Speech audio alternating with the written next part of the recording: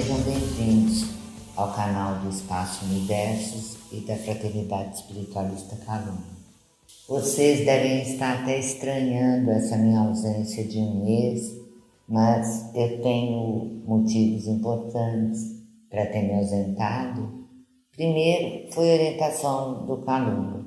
Ele falou que seria um momento de reflexão, de interiorização, que já tem postado, publicado no canal, falando sobre o amparo espiritual, sobre o Mestre Jesus, sobre Mãe Maria, assuntos diversos, como o ambiente astral está, como os reinos angelical, hominal, vegetal, mineral, como encontra agora a Terra nessa conjunção, sobre as colônias espirituais.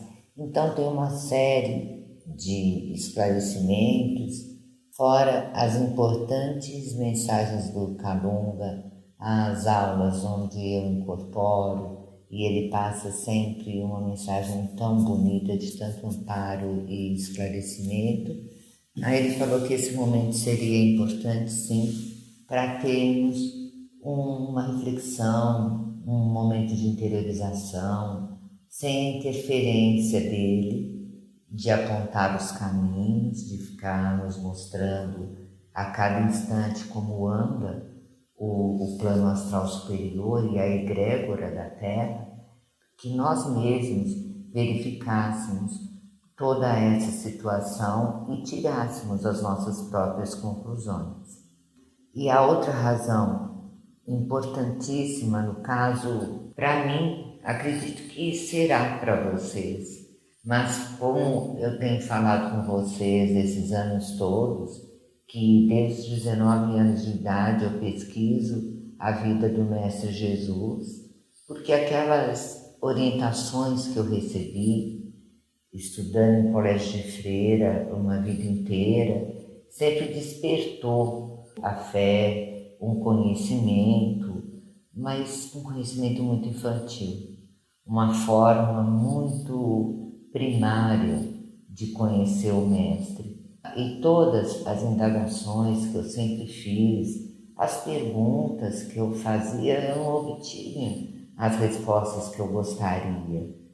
Não preenchia, não eram coerentes. Mesmo muito novinha, eu achava incoerente várias passagens. Eu ficava muito intrigada, querendo saber quais eram aquelas situações na realidade. Com a maturidade, o crescimento, você vai estudando, a mente vai abrindo, o conhecimento chegando e você vai percebendo muito claro, com uma evidência muito grande, onde está a interferência humana nas palavras do Cristo, na mensagem dele, onde o homem interferiu e manipulou de acordo com a sociedade, de acordo com as crenças religiosas, de acordo com o bem-estar pessoal ou o próprio entendimento que aquela pessoa teria das palavras dele. Porque o Mestre Jesus não deixou nada escrito, ele não deixou registro nenhum. E os evangelhos começaram a ser escritos 70, 90 anos depois que ele morreu. Então, foi assim, toda uma lembrança, e as pessoas que o conheciam na época, falavam, contavam as histórias. E nisso foi deturpando muita coisa.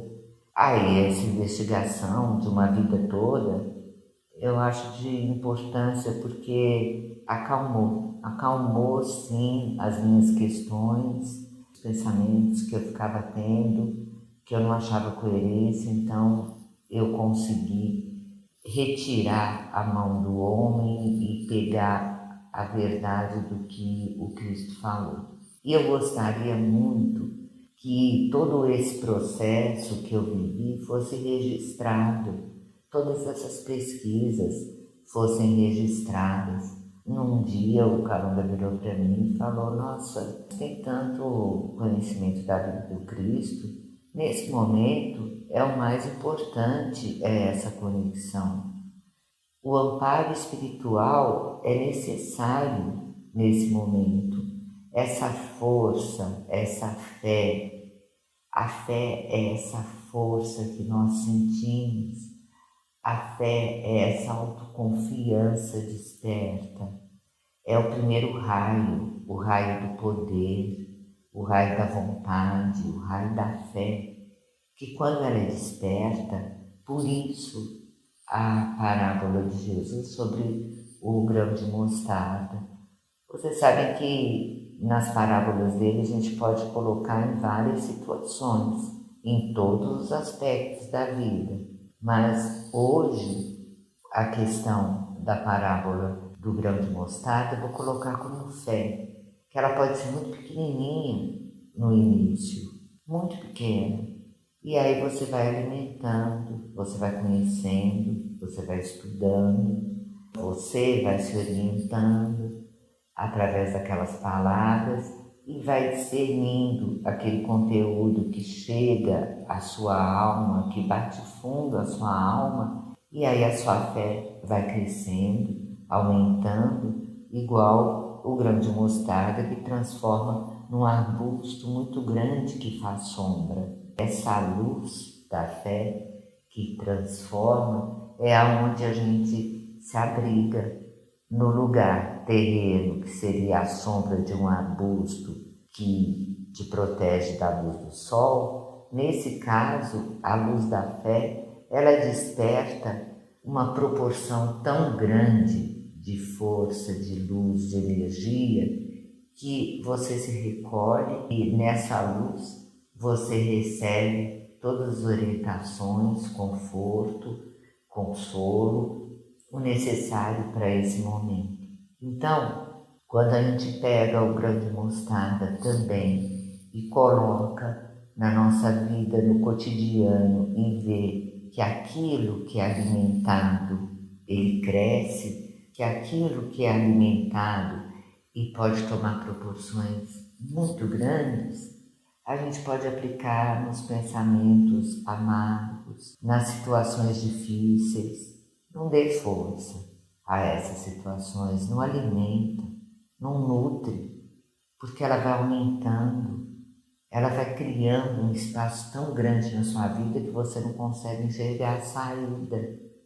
Aí você me fala, mas como esses momentos que a gente está vivendo de tanta perda, como eu posso assim me abrigar só na luz e não na sombra de todos esses acontecimentos? Se abriga na luz para se fortalecer, se abriga na luz para ter amparo, compreender e entender as situações que estamos vivendo. Esse período de um mês que eu fiquei mais afastada de vocês, eu fui reunindo todo o material, todos os livros, gente, são inúmeros. Eu vou colocar a bibliografia toda para vocês. Todos os filmes que eu assisti, que cada filme conta um trecho, uma passagem, às vezes citam os evangelhos apócrifos, outros são baseados só em evangelhos canônicos. Tudo aquilo que eu fui aprendendo em diversas filosofias, várias religiões, eu reuni montando a didática, a metodologia que eu vou seguir nessa apresentação da história do Mestre Jesus. Em detalhes muito importantes, detalhes de onde ele vivia, da alimentação, até mesmo eu estou fazendo questão de colocar o mapa para vocês terem noção de como era a divisão territorial na época dele, como eles se vestiam, como era o comportamento da sociedade, como era dividida a sociedade. Então, assim, tudo aquilo que eu estudei para tentar entender a mensagem do Cristo, mas assim, eu estava pensando, gente, que esse trabalho de reunir todo o material fosse a parte mais difícil. e que aí iria aflorando novamente todo o estudo e eu gravaria as aulas para vocês. Mas achei assim, para ficar falando o tempo todo, contando a história, não, eu vou ilustrar tudo isso. Eu vou ilustrar com mapas, com as palavras dele, com imagens assim de fotos, de filmes, de vídeos. Vou compor a história toda e aí está me dando muito trabalho. É um trabalho imenso fazer a edição de cada um dessas etapas da vida do Jesus. E principalmente, o Jesus falava de uma maneira muito diferente do que falamos hoje. Existem palavras que perderam o significado para nós, o entendimento. Então eu estou fazendo uma releitura, atualizando para a nossa linguagem de hoje. Então, palavras usadas há 400, 500 anos atrás, hoje falta o entendimento para isso. Então, estou procurando sinônimos, estou atualizando a palavra de Jesus, mas assim, deixando muito claro, eu estou atualizando as palavras dele sem manipulação. E cada vez que eu encontro em todos esses trabalhos a manipulação da igreja, a manipulação da sociedade, a manipulação de uma pessoa no proselitismo, querendo sim converter a pessoa àquela sua crença, esse eu retiro. Eu estou tentando colocar da forma mais histórica possível. E para isso eu peguei os evangelhos, a Bíblia escrita em grego, que é aquela que não teve tanta manipulação.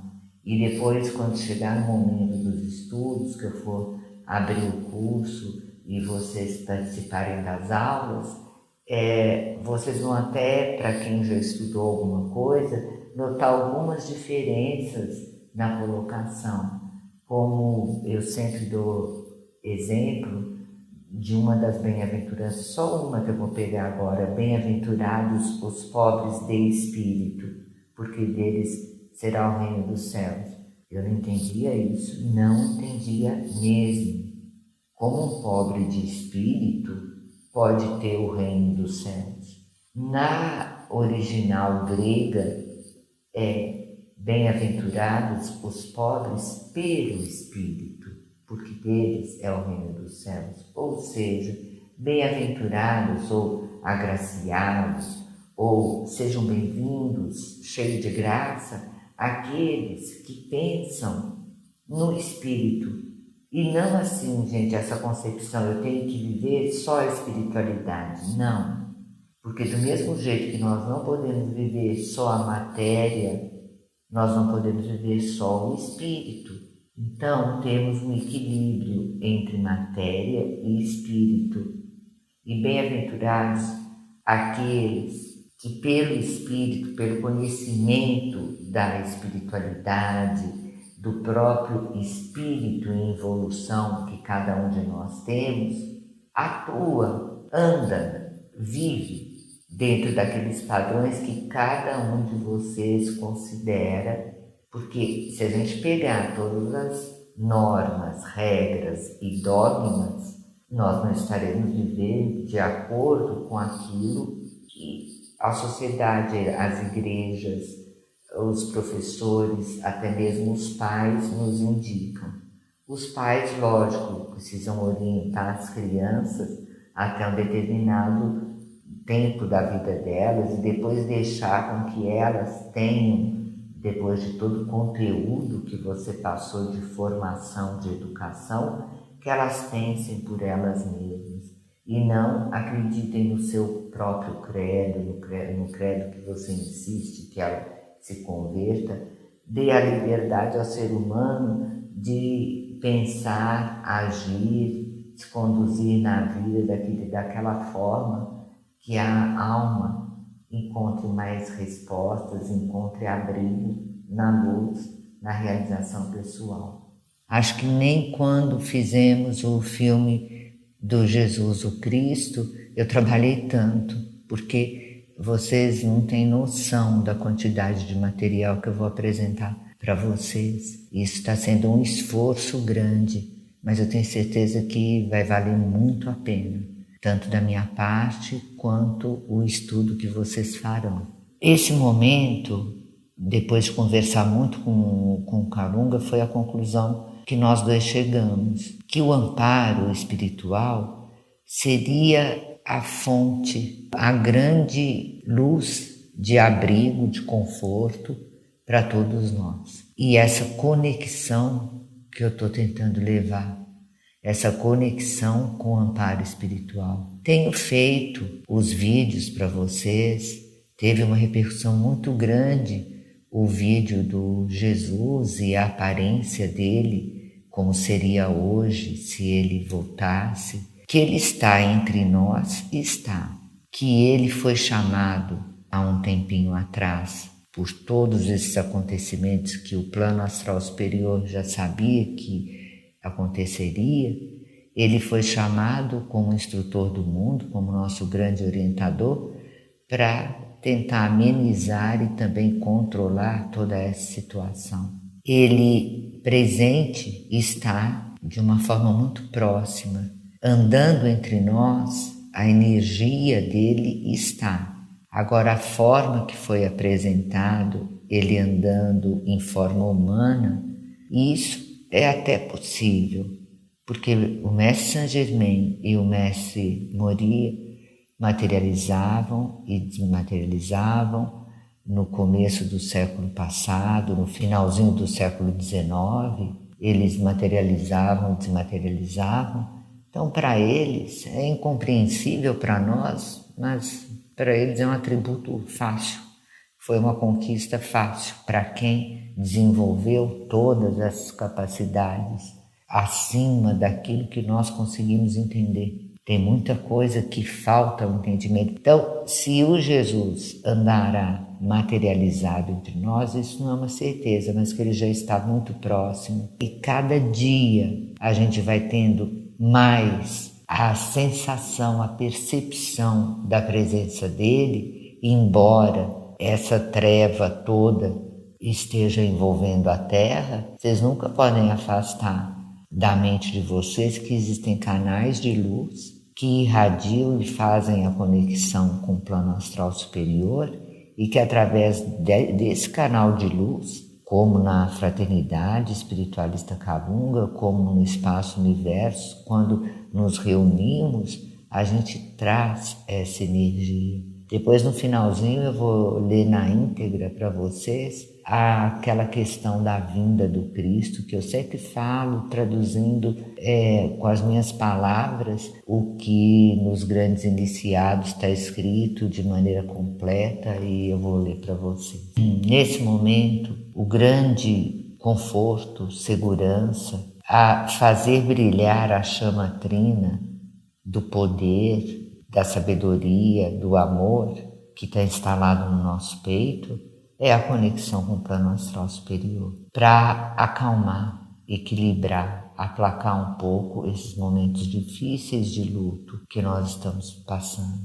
Muitas perdas, e eu queria entrar num assunto agora com vocês, o que significa esse luto que a humanidade está passando. Nós olhamos sempre o luto e respeitamos quando ocorre uma perda de uma pessoa amada. Tudo aquilo que a gente ama, que é objeto de amor para a gente, quando a gente perde, você passa por um momento de luto. E esse luto precisa ser respeitado. Ele precisa ser entendido, compreendido e aceito. São tantas as condições de vida que foram modificadas e que a pessoa realmente entra no processo de luto.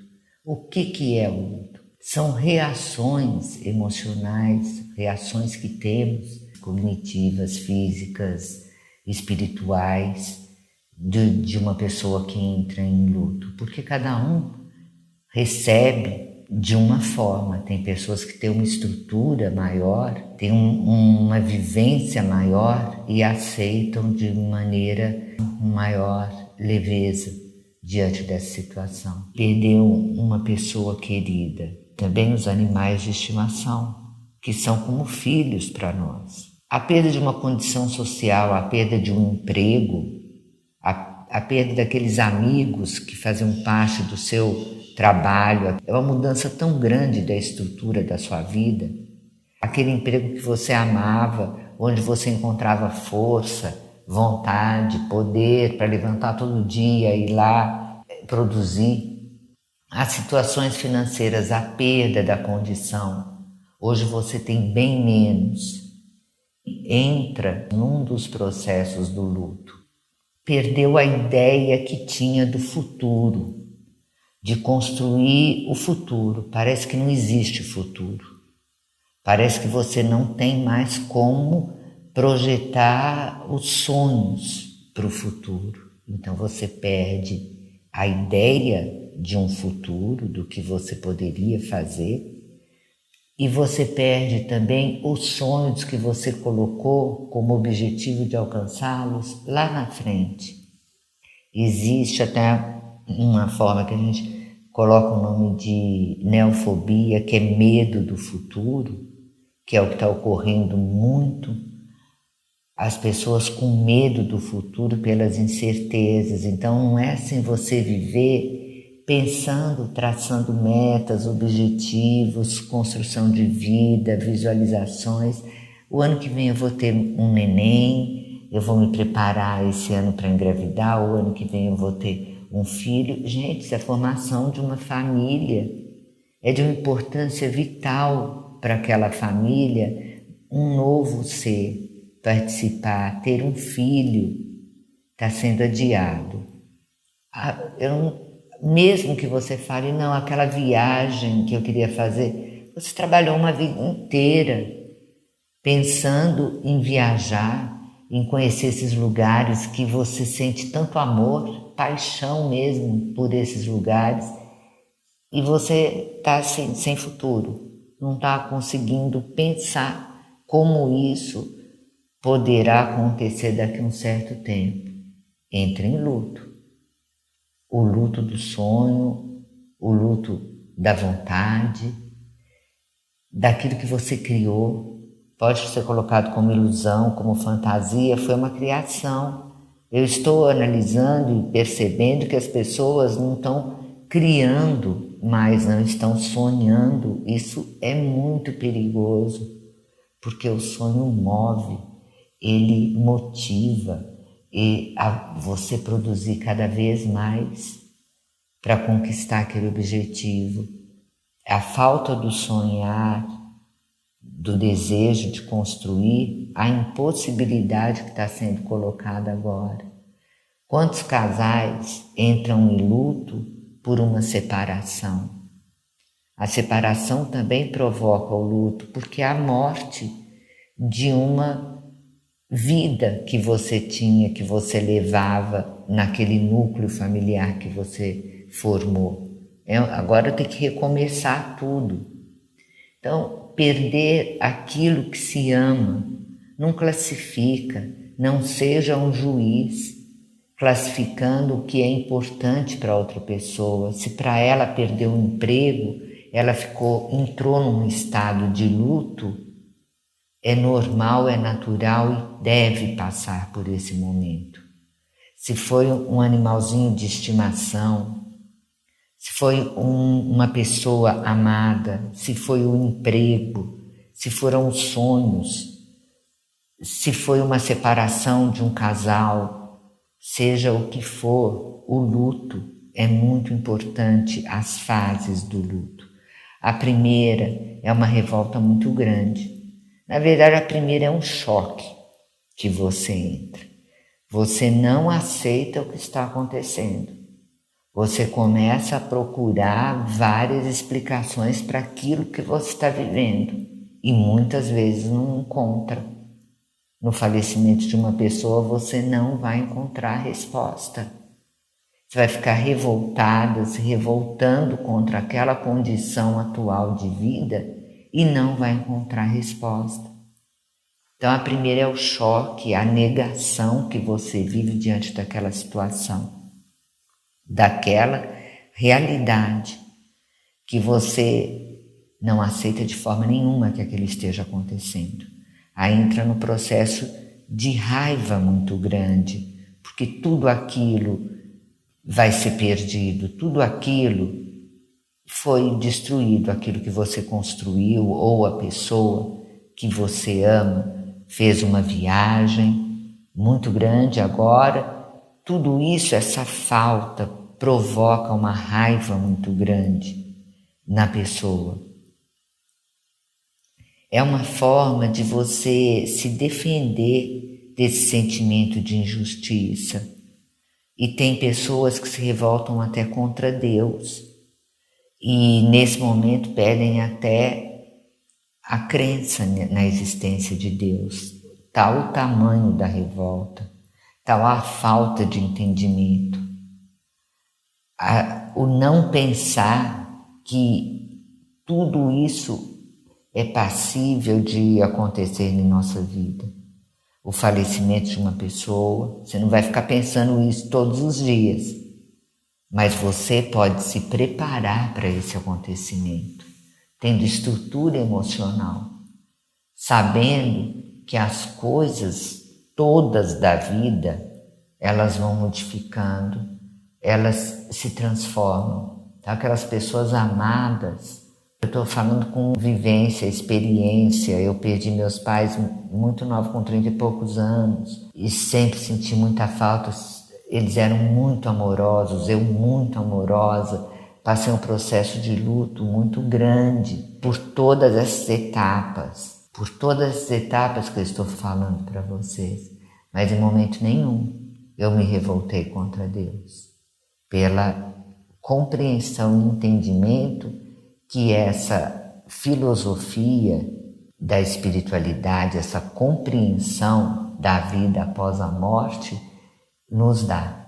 A gente consegue passar de uma forma com um entendimento e uma compreensão maior. A saudade fica, é claro, a ausência da pessoa, mas você entende mesmo que aquilo tudo que está acontecendo foi só uma mudança de território. Mudou de dimensão, fez uma viagem. E não tem como a não aceitação, é uma condição de todos nós que estamos encarnados. Depois vem uma tristeza muito grande, você fica meio que paralisado e às vezes essa tristeza é tão profunda que transforma numa depressão. Mas a força interior, o equilíbrio, a fé, a vontade, a sabedoria e o amor, eles conseguem te dar uma estrutura para enfrentar essa tristeza profunda que você sente. Aí a pessoa depois começa num processo investigativo, como se ela ficasse negociando com a vida, assim, tentando uma investigação mental. E se não tivesse sido assim? E se não tivesse sido feito isso? E se essa pessoa não tivesse falecido? Como seria? Como seria, nós não sabemos. O futuro não existe, nós temos o passado e temos o presente. Então não adianta ficarmos pensando como seria se essas questões, nossa, seria tão importante se as pessoas tivessem aqui no momento. Não está. Esse é o presente. Não está. Ela viajou, está vivendo outras situações.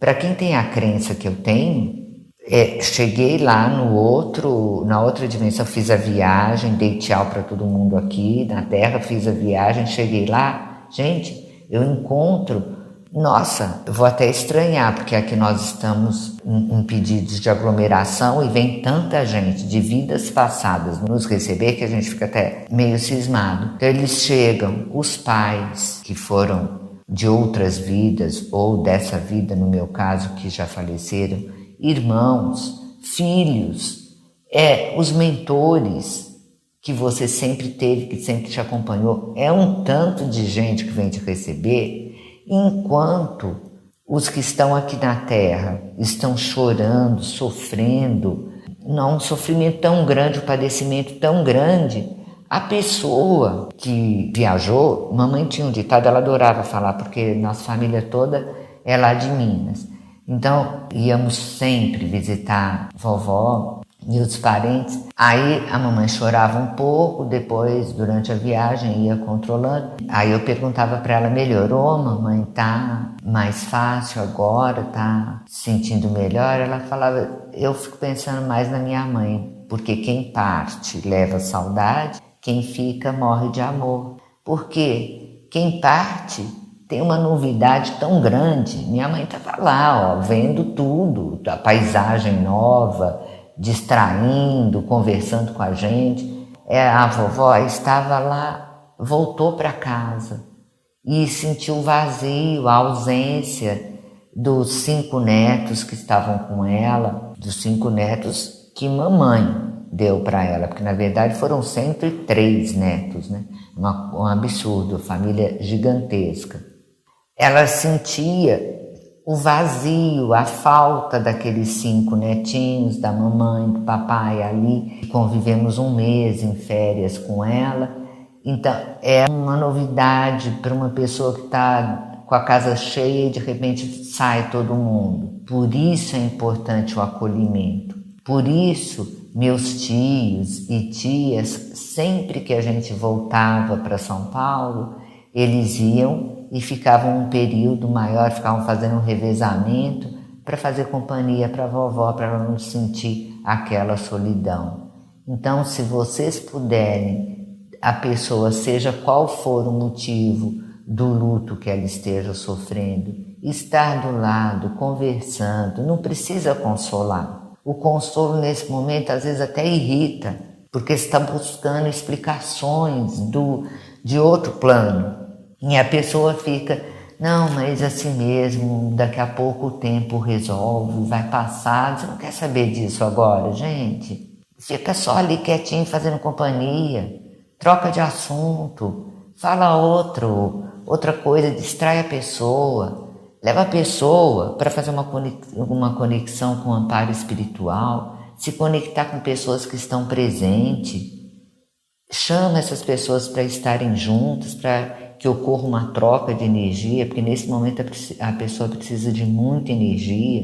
Se tiver esse processo assim, um acolhimento dos amigos, dos parentes, o acolhimento do plano astral superior, o entendimento da pessoa, a calma, o equilíbrio nesse momento, a aceitação vem mais rápido.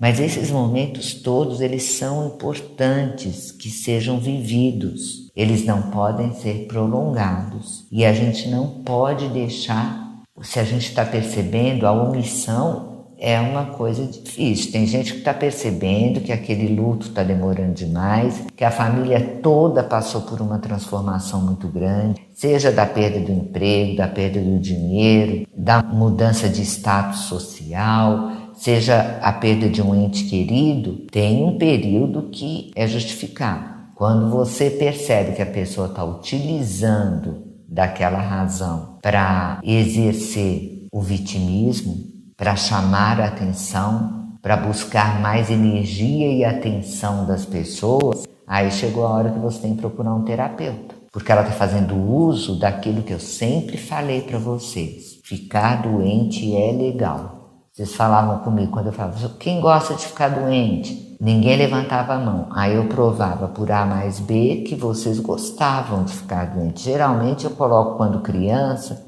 porque é difícil vocês aceitarem que até hoje vocês gostam de ficar doente. Mas quando você é criança, tem muitos irmãos, no caso como eu, quando eu ficava doente, nossa gente, eu ganhava revistinha de colorir, mamãe fazia as comidinhas que eu gostava, me dava uma atenção absurda, porque mais 4 irmãos ficava difícil ali, hein? Ter atenção total.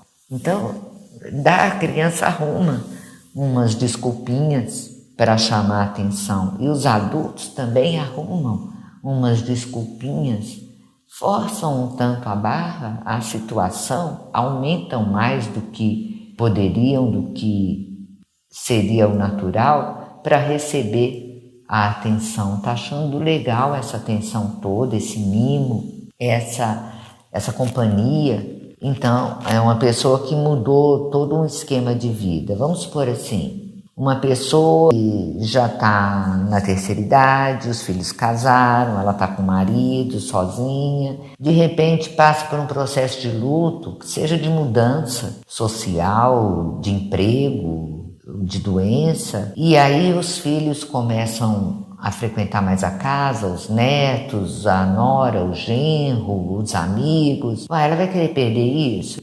Não vai não, não vai querer perder. Porque tá tão legal todo mundo lá fazendo companhia. Vai que ela fica boa, que ela fica curada, fica toda feliz e alegre, sai da depressão e ninguém mais vai visitar. Como é que ela vai ficar? Então vai reforçando. Lembra do grão de mostarda? Você vai alimentando aquela situação. Vai só tendo os pensamentos negativos, vai só produzindo energia negativa, que chega de um tamanho tão grande esse arbusto que você criou, que aí tem que ter a ajuda de um psicólogo, de um psiquiatra, tem que ter a ajuda da área médica, porque a pessoa colocou tanto alimento negativo naquela situação que agora é só um especialista para retirar daquilo que foi criado. Você sabe que manter essa situação de luto causa, assim, exaustão na pessoa, né?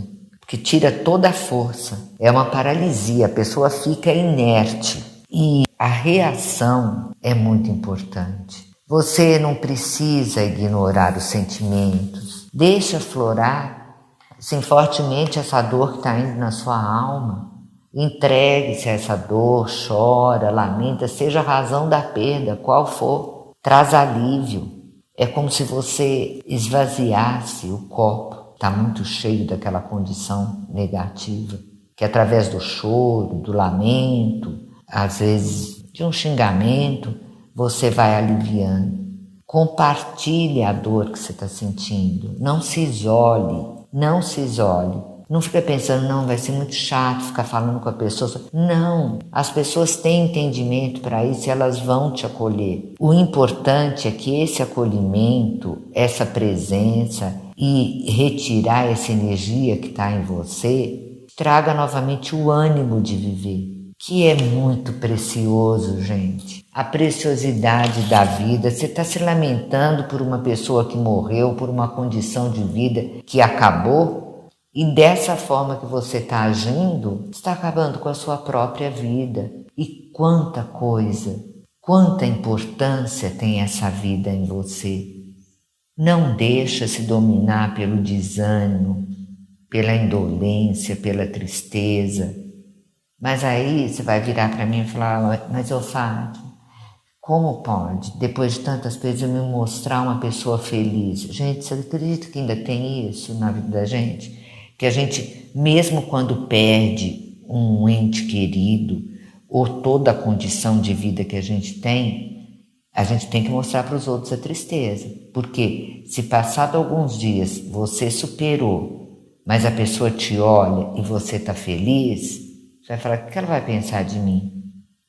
Parece injusto você sentir felicidade. Você acha muito injusto. Como uma pessoa morreu e eu posso ser feliz, eu posso estar feliz agora, isso é muito injusto. Eu perdi uma irmã há um tempo atrás e foi isso que me levou a ter essa reflexão nessas etapas, assim, que eu consegui superar, porque eu já tinha passado pelo falecimento da mamãe, do papai. Aí você vai criando, né, forças. Quando eu perdi a minha irmã, eu ficava questionando, falando, nossa, eu não posso agora me sentir feliz, satisfeita. Eu achava injusto. Era tão novinha, tão amiga, companheira, uma delícia de pessoa, de conviver. Como eu posso ficar feliz agora? Nesse momento, sempre o amparo espiritual estava presente. Ela quer te ver infeliz? Qual é o mal de você estar feliz? O porquê você não pode superar essa perda? Ela não está guardada no seu coração, na sua mente, na sua alma? Leve agora as lembranças dos momentos felizes que vocês viveram. Leve você que perdeu um emprego ou uma condição social ou teve uma separação, os momentos felizes que você viveu, para te alimentar e criar, revigorar e alimentar essa sementinha para você ter forças de recriar na sua vida. Lembrar que essa pessoa se foi, no caso só dando exemplo da minha irmã, mas a vida sempre coloca outros, aí vão chegando os filhos, vão chegando amigos que vão tomando aquela posição e você vai se sentindo feliz, mas acha que não pode. Acho injusto isso. Não é injusto, gente, não é. É o natural. Dê valor à sua vida, o valor de viver a vida com felicidade. Gente, o luto não pode ser visto como motivo de culpa, porque você não vê que a pessoa que está na outra dimensão fez a viagem, está toda feliz. Você não vê que a vida continua para todo mundo aqui, que se você perder o emprego, aqueles colegas do trabalho não vão entrar na sua casa trabalhar junto com você e te consolar, não. Cria força, energia e vai batalhar um outro serviço. Quem sabe não foi a própria vida que colocou um novo talento seu para ser desenvolvido agora. Muda. Perdeu aquele emprego, vou mudar. Quem sabe essa mudança de status não seja válido para você aprender a viver com maior simplicidade, para você dar valor a coisas mais importantes, essenciais. Aí você para e fala, nossa, é mesmo, estava tão consumista. Será que eu precisava de tudo aquilo? Não, não precisava. Então tá. Agora eu estou tendo compreensão de que eu preciso disso. Então assim, eu não preciso ter 6 blusas de frio. Eu posso ter 2 e aí deixo de comprar mais uma terceira para quando eu sair uma ocasião especial. A gente vai adaptando o que é a vida hoje. Gente, pensando assim, você abre espaço para uma saudade bonita, recordando momentos felizes que você viveu. E saber que esse momento difícil ele vai passar no sentido de que você está caminhando para a sua recuperação. Não que você está dando tempo ao tempo. Não, você tem que ter esforço. Esse momento vai passar se você se esforçar. Não alimentar a tristeza. Reconhecer que você pode ser feliz. Não ficar dando alimento ao vitimismo. Falar, não, é para recomeçar, vamos embora, vamos recomeçar, chegou na hora. Eu estava percebendo já que eu teria que mudar meus planos de vida. E pensar sempre, o amparo espiritual reserva momentos felizes para mim. O amparo espiritual sempre está ao meu lado. E o importante, gente, voltar a ser feliz sem culpa. Voltar a ser feliz com o amparo espiritual a seu favor.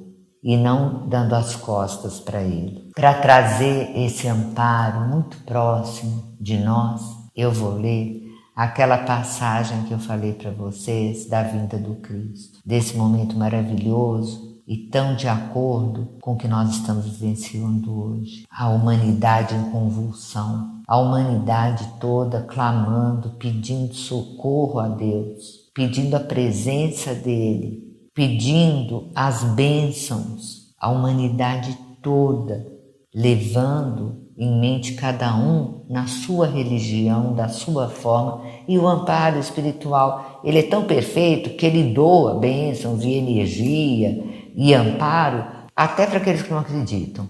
Ele derrama. Quantas vezes eu já vi uma pessoa que se diz cética, se diz ateu, virar e falar, meu Deus, uai, sabe que Deus, você falou que não acreditava, lá no fundo você sabe.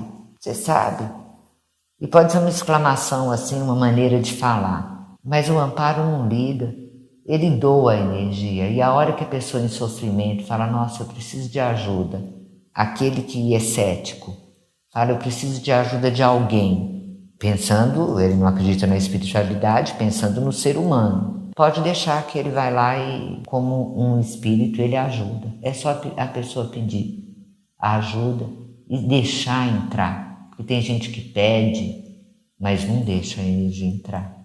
trancou o coração, trancou a mente, se fechou para o mundo.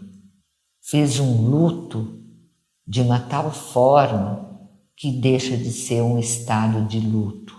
É a própria morte da pessoa, ela morreu para a vida, mesmo estando viva. Não deixa isso acontecer. Dê graças que você está vivo e que tem muita coisa para ser feita. Existem situações que não conseguimos explicar. Não conseguimos. E não existe outra forma a não ser a aceitação dessa condição. E essa aceitação vem muito da luz que recebemos. Então vamos fazer como no começo eu falei, pega essa sua sementinha, esse seu grão de mostarda, colocar energia muito boa, regar, adubar, para que cresça e transforme nessa árvore da vida, nessa pura luz te envolvendo. Para isso eu vou ler esse texto que traz uma conexão imediata com o amparo espiritual.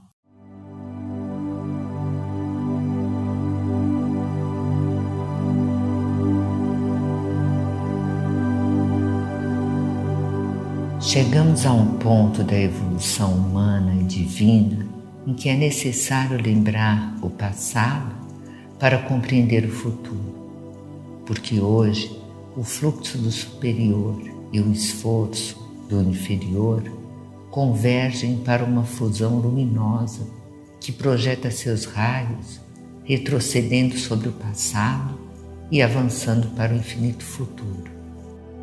Assinala uma mudança, uma trama de fios invisíveis. Monopolizou todo o passado do nosso planeta. Essa radiação origina-se do coração de Deus para descer até o coração do homem e lembrar à terra, filha do sol, e ao homem, filho dos deuses, a sua origem celestial. Algumas vezes, em pleno oceano, quando um vento das camadas inferiores atravessa o céu tempestuoso, vê-se, em certo lugar, condensarem-se nuvens que descem inclinadas até o oceano em forma de funil. Simultaneamente, avoluma-se o mar, como um cone, elevando-se até as nuvens. A massa líquida aflui a este turvelinho para retroceder-se e erguer-se com ele. Subitamente, ambos os extremos se atraem e se confundem. Forma-se a tromba d'água. O vento atrai o mar e o mar absorve o vento. Vórtice de vento e água, coluna viva, avança vertiginosamente sobre as ondas convulsas, unindo por um instante terra e céu. O fenômeno do Cristo descendo do mundo espiritual ao físico, através dos planos astral e etéreo, assemelha-se a essa tromba d'água. Nos dois casos, as potestades do céu e da terra se ajuntam e colaboram em uma função suprema. A humanidade representa a parte terrestre, a parte inferior da tromba d'água, que se ergue e é atraída pelo torvelinho do alto. E a vinda do Cristo, os ventos, as nuvens que encontram no mar. Mas se a tromba d'água se forma em poucos minutos sob a violência do furacão e das correntes elétricas, a descida do Cristo à Terra exige milhares de anos, exige toda a tarefa dos arcanos do nosso sistema planetário. Nessa metáfora, que tenta definir, por meio do Cristo cósmico, a ajuda espiritual à humanidade. As potestades cósmicas elaboram nosso mundo sob a direção única e de acordo com uma inteligente hierarquia, delineados no plano espiritual, refletindo no plano astral e vitalizando a própria matéria, derramando sobre o nosso planeta e sobre toda a humanidade as suas bênçãos.